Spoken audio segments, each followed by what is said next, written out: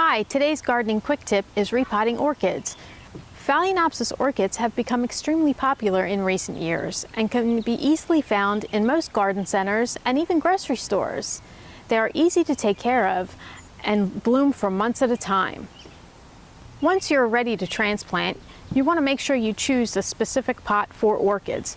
Here we have two selections of orchid pots. As you can see on the sides, there are holes in each of the pots. These holes allow for good air circulation. This orchid is growing in a 4-inch pot, so I have selected a 6-inch pot. This will give ample room for the orchid to grow into without crowding, overcrowding, or being too large. If you choose a pot that is too large, you run the risk of rotting the roots. Now that you've selected a pot, you want to choose the right potting medium for your orchid. Orchids like a specific potting mix. They don't like traditional potting soil. They prefer something with large chunks of bark, which provides excellent drainage and airflow. You want to make sure you put something over the hole so nothing scoots out. We don't want to lose any potting medium. Now we're going to fill the pot. First, I like to fill the container about halfway.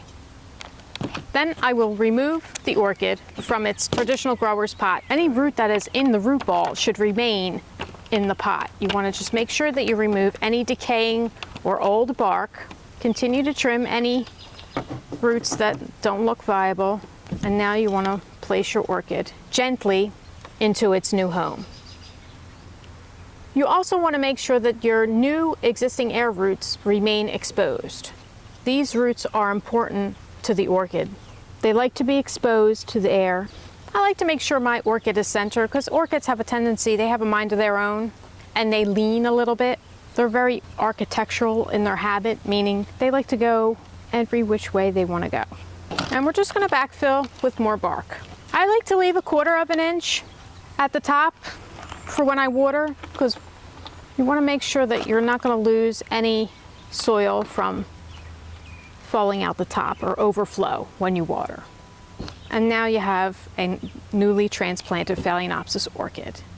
Now, what I would suggest that you do, make sure that you water your orchids with warm water. Never use an ice cube to water orchids. It's a shock to the system. They prefer warm water. Also, in the summertime when your orchid is done blooming, you want to make sure that you put it outside for the summer. Loves the humidity and it needs a temperature fluctuation. For more information, head to gardensonthego.com.